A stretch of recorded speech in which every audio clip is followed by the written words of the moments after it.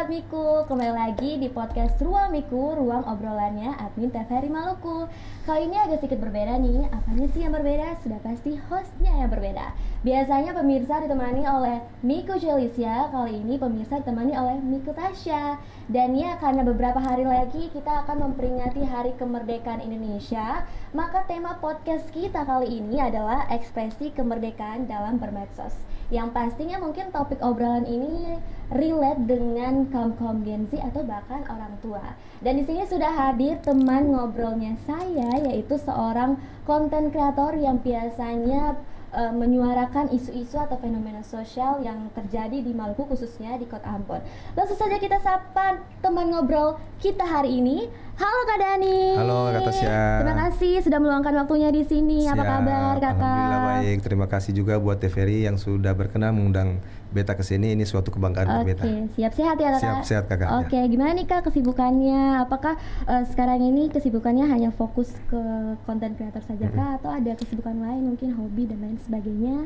Sebenarnya kalau konten kreator ini selingan ya Kak. Beta punya pekerjaan utama ada ya. Siap. Di kantor ada ya. Oke, siap. Oke. Kalau boleh tahu nih Kak, mungkin Kakak bisa cerita sedikit awal mulanya Kakak tertarik atau tertarik menjadi konten kreator. Apa sih yang menginspirasi? Apa motivasinya menjadi konten kreator? Oke, sebenarnya kalau mau bilang Beta mempunyai motivasi untuk jadi konten kreator, sebenarnya tidak ya. Tidak. Ya, Oke. karena memang Beta karena relate saja itu permasalahan, ada permasalahan yang Beta bahas. Kebetulan menimpa Beta punya keluarga ya, makanya Beta bersuara di sosial media. Jadi memang tidak punya motivasi tersendiri untuk jadi konten kreator. Oke, siap. Jadi mulainya tuh berawal dari permasalahan pribadi. Iya, permasalahan ya. ya, Oke, permasalahan siap. pribadi. Kira-kira video viral pertama kali Kakak apa? Dan bagaimana perasaan Kakak pada saat itu ketika tahu video itu viral? Oke. Jadi video viral yang pertama itu, ya. itu berawal dari Beta mengeluhkan terkait dengan lambatnya respon dari pihak istilah penyedia jasa. Dalam hal ini adalah WiFi. Karena terlalu lama merespon keluhan daripada pelanggan. Nah itu jadi memang karena mereka terlambat mengonfirmasi, akhirnya Beta tempuh jalur sosial media ya. Oke, siap. Kira-kira respon keluarga sendiri ketika tahu video itu viral gimana? Sebenarnya dong biasa-biasa saja sih. Oke. Tapi kalau dukungan dari istri untuk menjadi konten kreator bagaimana Kak? Support, istri support ya, karena memang hari ini memang kayak relate dengan orang-orang begitu, jadi support sih. Siap. Nah, kalau bicara soal sosial media nih di kalangan Gen Z sendiri, bagaimana Kakak melihat anak-anak muda zaman sekarang di Maluku khususnya gitu? Apakah mereka sudah lebih vokal atau berekspresi di media sosial atau bahkan masih menahan diri gitu? Kalau hari ini di sosial media istilahnya ketemu masih hitung dan jari. Yang terkait mau vokal-vokal nih, melatar belakangi mereka sampai semua bersuara itu mungkin kurangnya percaya diri. Iya, padahal di luar sana itu banyak anak-anak muda yang punya potensi. Anak-anak muda Maluku khususnya ya. Benar. Siap. Oke, jadi kurang kepercayaan diri ya. Dan mungkin kalau ya ini sebenarnya relate sih sama Beta juga karena Beta sendiri itu suka berekspresi di media sosial, tapi kadang-kadang itu suka ada perasaan malu, takut dijudge dan lain sebagainya gitu. Nah, menurut kalian gimana sih supaya Katong tuh bisa lebih meningkatkan kepercayaan diri dalam bermedia sosial? Yang pertama harus berani ya. Harus berani. Apalagi kayak isu-isu yang Beta bahas ini isu-isu sensitif. Oke, siap. Ya kalau berbicara terkait Beta punya konten, pertama tuh harus berani, harus mempunyai literasi. Harus ada punya berdasarkan regulasi juga.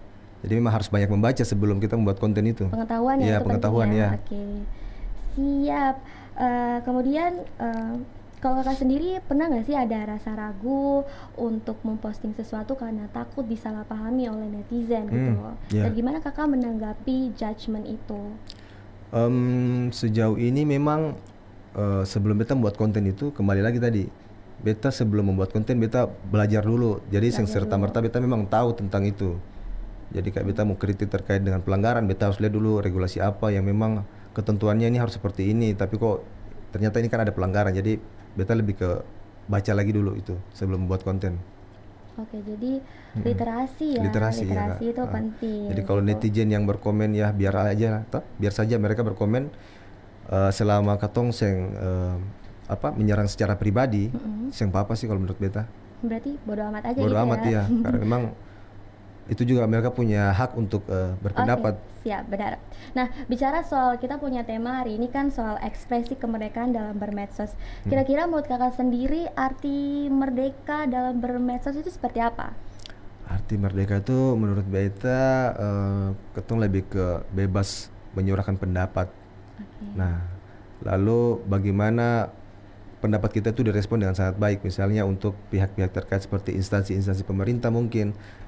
Ketika kita berkomentar lalu ditanggapi, ditindaklanjuti, beta rasa itu sudah merupakan definisi dari kemerdekaan. Iya, betul, benar sih. Mereka sendiri artinya kan bukan sekedar bebas posting, tapi bebas bersuara, bebas berpendapat. Tapi kalau bicara soal bebas bersuara gitu kan menurut beta agak sedikit tricky ya, kayak katong sendiri harus bisa hati-hati gitu, karena kan setiap apa yang katong keluarkan dari mulut ini ke netizen itu bisa saja memberikan dampak yang baik maupun buruk gitu, dan mungkin bisa saja itu jadi bumerang buat kita. Benar. Nah, gimana sih caranya supaya kita tuh bisa membedakan mana komentar yang membangun dan mana komentar yang menjatuhkan, baik dilihat dari POV-nya seorang konten kreator maupun netizen. Kalau dari beta sendiri sih, ketika beta membuat suatu konten lalu beta tinjau komentar-komentar, misalkan ada yang sifatnya membangun, beta apresiasi. Tapi kalau yang saya membangun itu beta langsung tanggapi lagi. Jadi lebih ke kita membatasi diri aja, jangan kita terjebak di mereka punya pendapat. Nah, jadi kalau mereka berkomentar pedas lalu kita tanggapinya dan emosi, maka kita terjebak sendiri. Padahal yang kita sampaikan menurut kita ini sudah benar dari sisi kenyataan dan regulasi, misalkan seperti itu. Oke, siap. Nah, kakak punya konten ini kan konten yang sensitif ya, yang kadang bikin kita itu bikin netizen itu panas dingin, ketar-ketir sendiri di komentar. Nah, kakak sendiri tuh pernah nggak sih dapat ancaman gitu dari netizen? Kalau sejauh beta membuat konten sampai hari ini ancaman sih ada sih. Ancaman sih ada. Ya, cuman memang komentar-komentar pedas yang menurut beta ya angin lalu, biarkan saja. Oke, siap. Jadi lebih ke bodo amat lah. Bodo amat. Iya. Berarti kakak ini bodo amat aja. Bodo amat aja. Oke. Nah, kalau bisa kasih rumus simple untuk komentar untuk netizen berkomentar yang sehat dan rumus simple untuk konten kreator itu supaya tidak baper, apa kira-kira yang mau kakak sampaikan? Rumus simpelnya.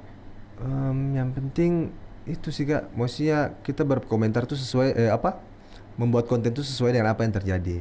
Jangan konten yang istilahnya direkayasa. Lalu netizen pun harus bijak, berkomentar juga yang rasional. Jangan komentar karena mungkin dia merasa dia sering melanggar nih. Lalu misalkan beta komentar terkait dengan parkir liar. Nah, karena dia sering melanggar, nah dia ikut menormalisasikan itu. Jadi seperti itu sih. Oke, siap. Kemudian yang beta mau tanyakan di sini, ada nggak konten yang kakak simpan karena terlalu berisiko, sampai saat ini belum kakak upload gitu, masih disimpan? Kalau konten yang itu sebenarnya ada yang sudah beta posting, kemudian karena terlalu banyak pihak yang tersindir dari konten itu, beta arsip. Sewaktu-waktu bisa beta buka kembali. Jadi tidak beta hapus, karena buat konten seperti itu tuh susah. Iya. Tek ulang-ulang. Iya. Apalagi kakak tuh bahasnya memang isu yang sensitif. Iya, isu yang gitu. sensitif, ya. Nah, gimana nih caranya supaya kita tuh bisa membedakan mana konten kreator yang benar-benar care dan mana konten kreator yang hanya pansus doang? Karena seperti yang kakak tahu sekarang kan banyak banget di buzzer. Iya. Kan? Bahkan orang tuh bisa cari uang lewat buzzer. Iya. Gitu. Bahkan beta juga tidak sedikit di komentar seperti itu, cari FYP lah, cari viewers lah. Padahal kan memang yang beta suarakan nih itu benar-benar yang menjadi keresahan masyarakat. Jadi terkait dengan itu, beta rasa mungkin katong lihat di isi kontennya itu apakah menyerang pribadi atau tidak. Dia misalkan kritik suatu pemerintahan mungkin itu dia lebih ke substansinya atau pimpinan itu, instansi itu. Kalau memang kepada pimpinan instansi itu, berarti memang itu buzzer. Ada istilahnya mungkin ditunggangi oleh seseorang. Kalau yang care bagaimana? Yang care maksudnya gimana nih? Yang tadi kalau misalnya kalau konten kreator yang care itu seperti apa? Kalau yang tadi kan kalau yang buzzer itu lebih condong, mungkin lebih ke intinya yang dia sampaikan itu mewakili keresahan masyarakat ya. Keresahan masyarakat. Oke, siap. Kita tahan dulu ya Kak. Kita akan balik sesaat lagi setelah yang satu ini. Oke.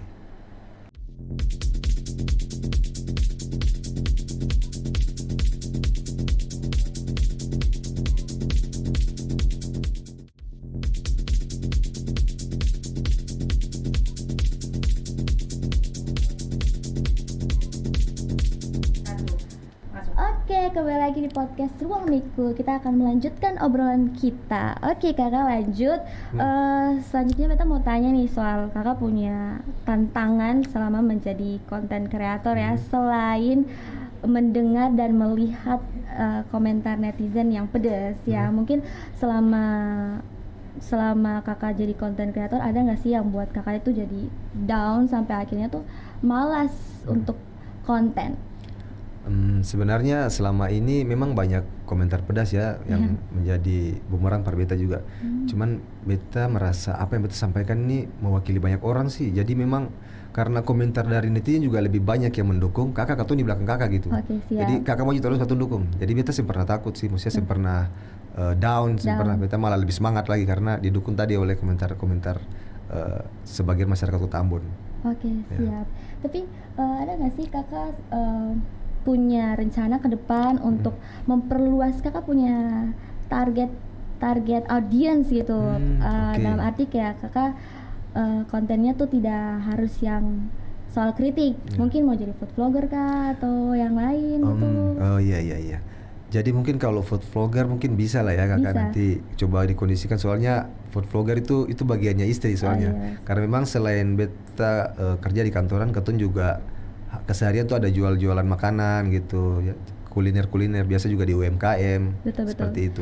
Kalau digabung sama istri kan pasarnya jadi kuat. Iya, benar. Apalagi sekarang kan medsos dipakai bukan cuma sekedar menyuarakan, berpendapat atau bersuara, tapi juga dipakai sebagai edukasi dan juga berbisnis. Bicara soal merdeka di sosmed, kalau beta sendiri mengartikannya kan bukan cuma soal bebas berpendapat dan bebas bersuara, tapi juga menjadi diri sendiri gitu. Nah, melihat fenomena sosial yang terjadi di kalangan Gen Z, karena ini sering dirasakan oleh kaum Gen Z ya. Beta pribadi juga kayak katong tuh takut ketinggalan zaman. Ada itu istilahnya adalah FOMO gitu. Menurut kakak, apakah dengan FOMO ini buat kita jadi lebih semangat, lebih update, atau malah membuat kita jadi kehilangan jati diri sendiri karena memaksakan diri kita untuk mengikuti gaya style hidup orang gitu? Maka gimana? Jadi kalau menurut beta, misalkan kakak tahu nih kakak punya potensi di bidang apa, menurut beta tuh harus lebih diasah lagi. Jadi jangan jadikan FOMO itu sebagai ini sih, penghalang sih, begitu. Siap. Ada lagi kak? Mungkin lebih percaya diri ya. Iya, jadi memang hari ini kalau ketemu punya bakat itu beta rasa ketemu harus asah sih. Kayak beta kan sebenarnya dari awal saya ada punya tujuan untuk bikin konten-konten seperti ini. Beta rasa beta bisa berbicara nih, di depan kamera lebih utamanya kan. Jadi sudahlah gas aja gitu. Jadi intinya itu katong saya boleh ikut orang lah gitu ya. Kalau ada bakat sendiri ya diasah gitu. Jangan ikut tren ini yang bukan ketuk jati diri, sama memaksakan. Ya benar-benar betul juga. Kemudian nih di medsos sendiri kan tempat untuk kita sharing, tapi saking gimana ya cara jelasin dia, kayak kalau kakak lihat sendiri di fenomena sekarang itu banyak orang membagikan segala hal, termasuk hal-hal personal gitu. Kakak kan itu agak sensitif nggak sih, ya kan? Nah gimana sih caranya? Menurut kakak apakah itu bentuk dari cara kita menjadi diri sendiri untuk berekspresi di media sosial, ataukah itu bentuk kita yang tidak bisa mengontrol diri di ruang digital? Jadi kalau menurut beta, Ketua ini kan bisa membawa sosial media ini ke arah yang baik atau ke arah yang buruk. Iya, ya kan? Betul. Jadi terkait dengan misalnya Ketua punya pengalaman pribadi, tapi yang bersifat edukasi. Tapi kalau lebih masuk ke urusan rumah tangga lah, urusan pribadi yang memang sensitif gitu untuk dibagikan, mending beta rasa itu kelebihan apa ya, berekspresi begitu ya. Terlalu mendalami peran supaya iya. Jadi merdeka itu tetap ada batasannya. Iya, ada batasan. Ya, gitu. Semuanya mau kita tuangkan di sosial media ada batas-batas yang tidak boleh kita lewati ya. Siap, oke. Kemudian menurut kakak nih, roasting di media sosial tuh masih efektif nggak sih? Apalagi kan kakak nih di bagian konten yang suka bahas isu-isu sensitif. Ya, kalau menurut beta harusnya sangat efektif ya. Efektif ya. Cuman ya terkait dengan tindak lanjutnya itu tergantung dengan siapa kita berhadapan gitu. Kadang kita juga berhadapan dengan kekuatan besar. Ya benar. Nah, misalkan di kritik-kritik terkait dengan pemerintahan. Cuman kan hari ini alhamdulillah ketung di Ambon ini istilahnya ketung punya pemimpin daerah yang menggunakan sosial media juga dengan sangat baik. Contohnya beta pun konten itu kan sering ditanggapi oleh Pak Wali Kota seperti itulah. Jadi karena beliau bersosial media dengan sangat baik, kita rasa ya memang ini salah satu kebanggaan juga buat ketua orang Ambon ya. Jadi menurut kakak roasting itu penting ya, masih cukup efektif untuk merubah opini publik gitu. Oke, siap. Kalau promosi Ambon lewat konten, apa sih yang pengen kakak buat gitu? Pengen kakak highlight? Kalau Ambon sendiri, khususnya Ambon ya? Iya, khususnya Ambon gitu. Karena mengingat di Ambon ini kan ketum punya potensi pariwisata yang sangat bagus nih. Jadi mungkin kalaupun memilih tidak jadi konten kreator yang mengkritik lagi atau mewakili keresahan masyarakat lagi, ya mungkin beralih ke promosikan destinasi-destinasi wisata yang ada di Ambon sih. Apa yang pengen kakak pamer gitu dari destinasi keindahan pantainya. Iya. Cuman ya. Contohnya? Contoh tempat. Iya. Mungkin Pantai Natsepa. Oke, siap. Tapi itu sudah masuk Maluku Tengah itu Pantai Natsepa. Iya, mungkin Lubang kan Buaya ya. Lubang Buaya juga Maluku Tengah ya. Maksudnya masih ini ya, masih Maluku ya gitulah. Oke, siap. Karena kita masih ada waktu, beta mau ajak kakak main games. Ini quick question. Jadi beta kasih kakak pilihan, terus kakak jawab aja gitu. Pilihan A atau B gitu ya. Buat kakak, kita mulai ya. 1, 2, 3. Bebas berpendapat atau jaga perasaan orang? Bebas berpendapat. Lebih suka konten yang serius atau yang lucu-lucuan? Ayo kak, coba kak. 1. Lucu-lucuan. Oke. Kalau lihat komentar nyinyir dibalas atau diabaikan? Diabaikan. Speak up di medsos atau langsung di dunia nyata? Di medsos. Lebih sering upload spontan atau terencana? Spontan sih. Oversharing itu kebebasan atau kebodohan? Kebebasan sih. Kebebasan, oke. Kalau viral senang atau was-was? Senang. Senang. Pilih 1. Punya banyak followers tapi toxic atau followers sedikit tapi sehat? Followers sedikit tapi sehat. Oke, siap. Gitu aja sih gamesnya. Tepuk tangan dulu dong buat kita. Karena kita sudah ada di penghujung dari podcast ini. Mungkin ada yang mau kakak sampaikan untuk pemirsa di rumah terkait pesan-pesan mungkin yang kakak mau sampaikan khususnya untuk konten kreator gitu, konten kreator lokal. Jadi teman-teman, bagi teman-teman yang mau mungkin membuat suatu konten seperti yang konten yang sering beta buat, itu pertama-tama itu memang harus punya keberanian. Nah, yang kedua harus punya kepercayaan diri. Dan yang ketiga itu perbanyak literasi. Kalaupun itu konten berkait dengan kritikan mungkin di instansi-instansi, kita juga tidak boleh melupakan regulasi-regulasi yang ada sesuai ketentuan. Jadi intinya lebih ke percaya diri sih dan keberanian ya. Ya, itu saja sih. Oke, terima kasih kakak untuk obrolan kita di hari ini. Seru sekali ya pemirsa. Ya. Jadi dari obrolan ini kita jadi belajar bahwa merdeka itu adalah hak kita dan bijaksana itu adalah pilihan kita ya. Dan untuk merdeka dalam bermedia sosial itu bukan hanya soal bebas posting, tapi juga bebas bersuara dan bebas menjadi diri sendiri. Nah, sampai di sini dulu obrolan kita. Kita ketemu nanti di episode berikutnya, dan jangan lupa juga untuk follow semua akun sosial media TVRI Maluku, bisa di IG, TikTok, Facebook, Twitter, YouTube dan lain sebagainya. Oke, see you, bye bye.